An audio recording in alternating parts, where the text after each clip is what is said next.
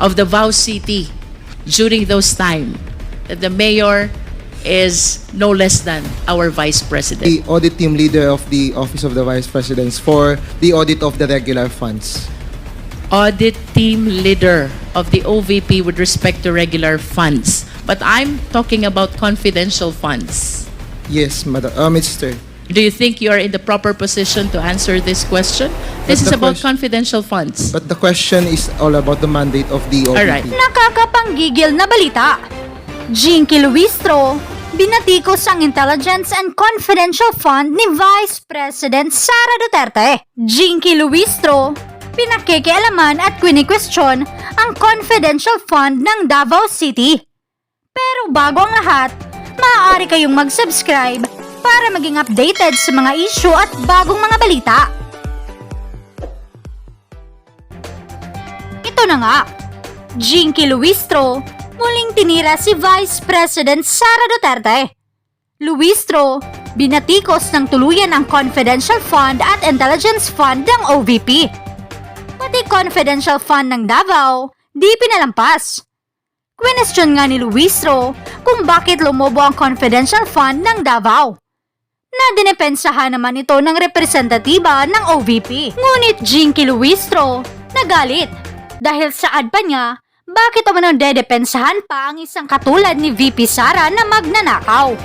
Narito ang buong detalye. Luistro.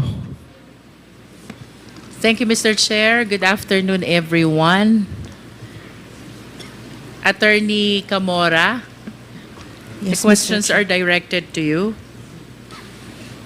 Before I proceed to the questions, I just want to have a clarification first about the confidential fund that were given to the OVP.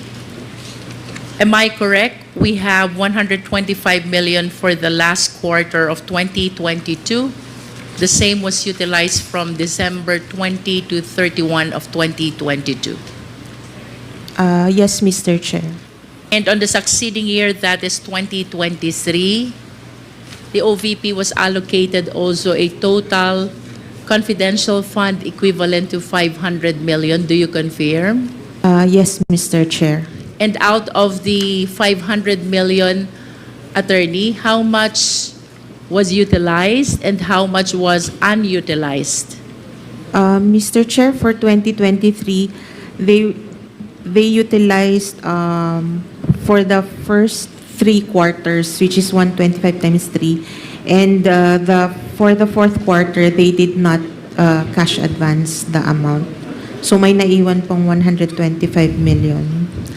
In other words, for clarification of the committee, I wish to state for the record that when we speak of confidential fund of the Office of the Vice President, we're talking about 125 million spent from December 20 to 31 of 2022. Another 125 million spent on the first quarter of 2023. Another 125 million spent on the second quarter of 2023. And another 125 million spent on the third quarter of 2023. This is a total, if I am correct, Attorney Camora, 500 million. Do you confirm? That is correct, Madam. Thank Mr. you. Chair. I wish to go back to my question during the last hearing, Attorney. I asked you, paano po ba natin i-distinguish ang confidential fund from regular fund? This time, I want a more comprehensive answer, and please try to laymanize it because I want this to be understood by the Filipino people. As a matter of fact, I am raising this question so the Filipino people will understand ano po ang pagkakaiba ng confidential fund from regular fund. Let us discuss first about the purpose. Yes, Mr. Chair. Ang purpose po ng confidential and intelligence funds are for confidential and or intelligence activities. While yung sa regular funds po, It is for the attainment of programs, activities, and projects other than confidential fund and or intelligence activities. Ito po yung regular na perang ginagamit ng mga government agencies. And if you will agree with me, Attorney, if I would say that when we speak of confidential fund, it has something to do with the national security, peace and order surveillance activities. Am I correct? That is correct po, Madam Chair. And when we speak of regular funds, any other funds except something which has to do about security, peace, and order. Yes po, Mr. Chair. Thank you. Now let's go to the procurement. Ano po ang pagkakaiba ng confidential fund from regular fund in terms of procurement? Mr. Chair, in terms of procurement, the regular funds must follow the laws on procurement, which is now the RA 9184 as amended po. As to confidential and intelligence funds, to avoid compromising the confidential matters, it usually does not undergo procurement. And do you agree that we have this joint circular which regulate the utilization of confidential fund? Yes, Mr. Chair. Can you share with us what is that joint circular? It is the joint circular issued by the Commission on Audit, the Department of Budget and Management, the Department of the Interior and Local Government, the Governance Commission for GOCCs, and the Department of National Defense. Kanina, Attorney, you mentioned about Republic Act number 9184. This is the procurement law as amended, tama? Yes, Mr. Chair. And you would agree with me if I would say, under the procurement law, before you proceed to procurement, there has to be a posting. Yes, Mr. Chair. There has to be an invitation to bid. Yes, Mr. Chair. There has to be a pre-qualifying process for the bidders. Yes, Mr. Chair. There has to be a bidding. Yes, Mr. There Chair. has to be a post-qualifying. Yes, Mr. Chair. And all of this will happen before we issue the notice to proceed. Yes, Mr. And if Chair. I may add, we also require the parties to execute a contract. Am I correct? Yes, Mr. Chair. And all these formalities are not present when we speak about confidential fund. Correct? Yes, Mr. Chair. That is for the reason that we wish to protect matters concerning national security, peace and order, and surveillance. Tama Yes. po ba? Yes, Mr. Chair. Okay. Now we proceed to number 3, about liquidation. Ano pong pagkakaiba ng confidential fund from regular fund? Liquidation po for confidential intelligence funds is provided under the joint circular 2015-01. For regular funds, it is COA circular number 97-002. Can we laymanize it, Attorney Camora? Kapag po ba tayo'y magli-liquidate ng confidential fund, anong dokumento ang nire-require natin from the agency? The requirements are all indicated po sa na-mention po kanina, 4.8 of the joint circular. In substance, would you agree with me that what we are requiring, if it is a confidential fund, one is financial plan, is that correct? Yes, Mr. Chair. 2 is the accomplishment report, is that correct? Yes, Mr. Chair. And 3 is the certification of the head of the agency. Is that yes, correct? Yes, Mr. Chair. Whereas when we speak about the liquidation of regular fund, what requirements do we ask from the agency?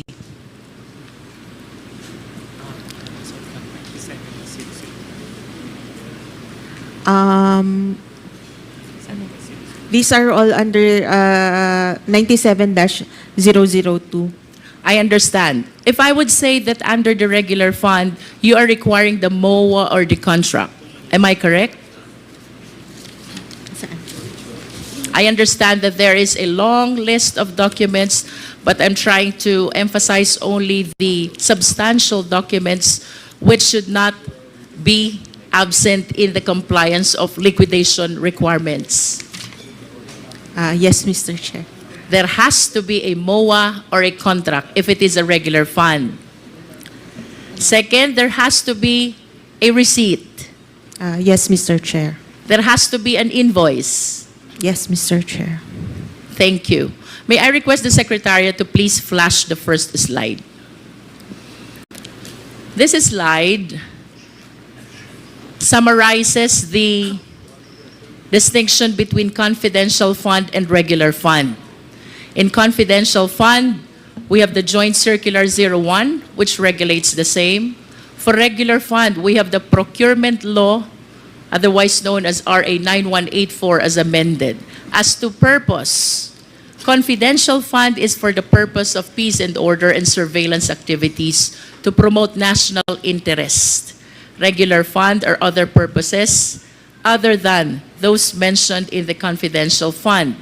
For procurement, there has to be posting and bidding, requirements which are not necessary for confidential fund. And for liquidation, in confidential fund, it is enough that there is a financial plan, an accomplishment report, and a certification of the head of agency. Whereas in regular fund, there has to be a receipt, an invoice, a copy of the MOA, a copy of the contract. Do you agree, Attorney? Yes, Mr. Chair. Okay. I will cite some illustration for the better understanding of the Filipino people. I will be using confidential fund. Ang bibilhin ko, supplies of materials and equipments. Kailangan ko po bang mag-post at mag-bid?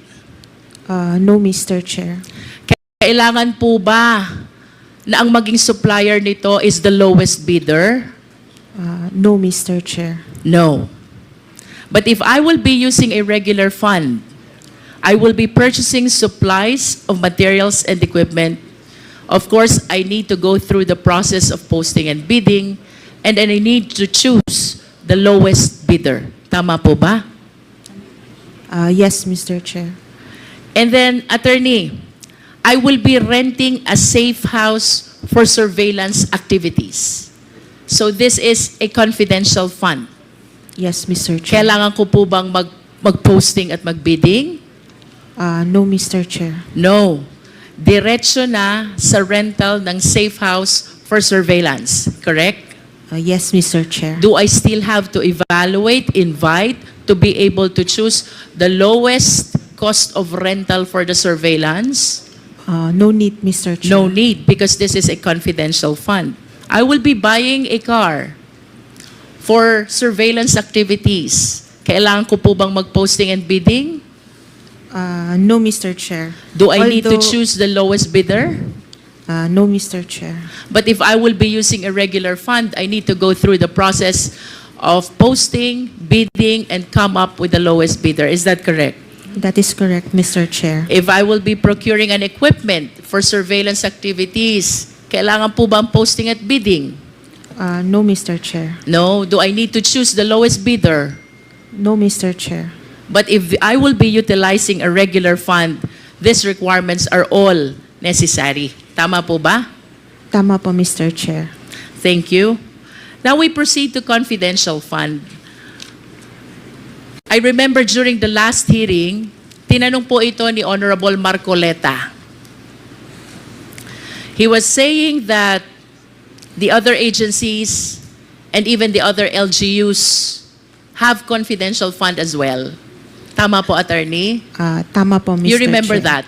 Yes, Mr. He Chair. made a manifestation that even the other agencies of the government and the LGUs have confidential fund. And I wish to share the second slide to our committee. That is the basis of the confidential fund of the LGU. And tantamount to saying that it is true that even the LGUs have confidential fund. This is DILG Memorandum Circular 2022-118 and the JMC 2015 Tama po ba ito, Attorney Camora? Tama po, Madam, Mr. Chair. And you will agree with me also that under Section 16 of the Local Government Code, kasama po sa mandate ng LGU, is to promote and maintain peace and order. I think the lawyers will agree. The lawyers from the DILG. I understand you're from COA. Yes, Mr. Chair. So let me share this information that under Section 16 of the Local Government Code, bahagi po ng mandate ng LGUs, Local Government Unit, is to promote and maintain peace and order. And this justifies kung bakit mayroong confidential fund ang mga LGUs. Tama po ba, Attorney? Yes, Mr. Chair. Now let's go to the mandate of the OVP. Kasama po ba sa mandato ng OVP ang promotion ng peace and order, conduct of surveillance activity, and national security? May I ask po yung OVP team, mas knowledgeable po sila sa mandates. OVP team, please. You are from COA also, Yes, Mr. Chair. but May I you allowed are... to speak na po? May I allowed to speak na po? Go ahead. Can you please enlighten us, what office are you representing, why Attorney Camora refer you as the OVP team? Because I understand you're also from COA. I'm the audit team leader of the Office of the Vice Presidents for the audit of the regular funds. Audit team leader of the OVP with respect to regular funds. But I'm talking about confidential funds. Yes, Madam, Mr. Do you think you are in the proper position to answer this question? This is But the about question- confidential funds. But the question is all about the mandate of the OVP. All right. What is the mandate of the OVP? Based on the notes to a financial statement of the AR, Annual Audit Report, the OVP, as the second highest office in the land committed to the service of the nation, OVP performs executive, ceremonial, and advocacy functions, collaborating with stakeholders and organizations in both public and private sectors to develop and promote programs that uplift the lives of the Filipino people. That's the mandate of the Does OVP. it in any way mention about the peace and order, surveillance activity, and national security? Based on what I've said The po, question is answerable only by yes or no. no po. It does not. Yes, Madam. So you confirm that matters concerning peace and order, national security and surveillance is not part of the mandate of the OVP. Do you confirm that? Mr. Chair, yes po, based on the mandate provided. Yes. And why do you think the OVP was given confidential fund, considering that it is not part of the mandate to promote peace and order?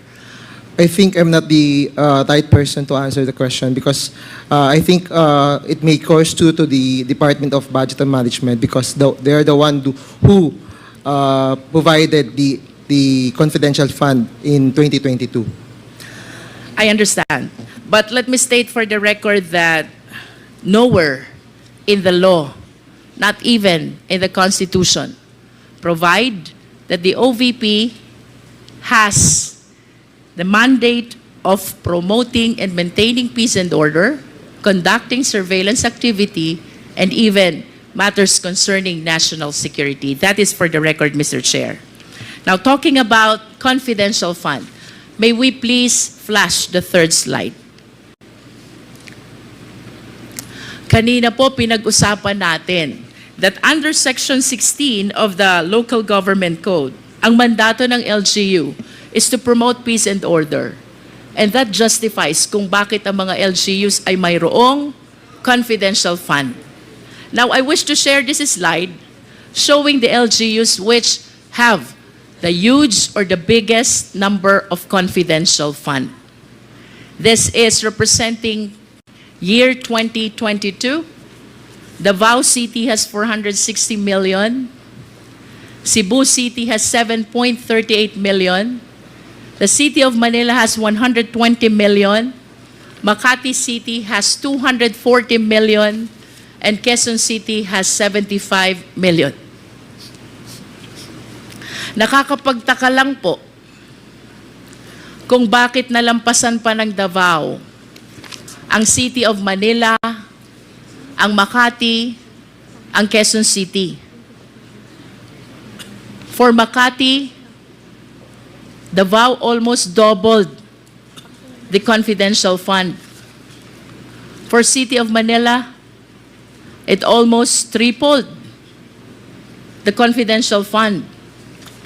Ang Cebu City po was way left behind because it is only 7.38. So I just want to state for the record the huge disparity of the confidential fund of Davao City as compared with the other LGUs.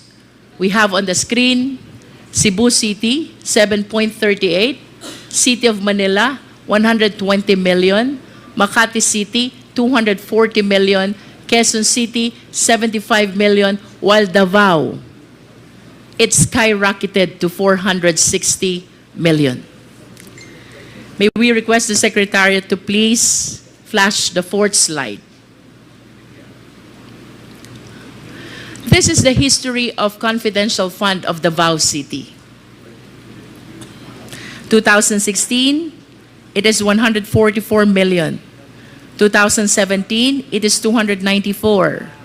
2018, it's 420. 2019, it is 460. 2019 up to 2022, it is 460 million. I just wish to state for the record, Mr. Chair, that while we acknowledge that the LGU is entitled to confidential fund because under Section 16 of the Local Government Code, bahagi po ng mandato nila is the promotion of peace and order. I just wish to state for the record that during this time, 2018 to 2022, the mayor of Davao City, I believe, is no less than the vice president.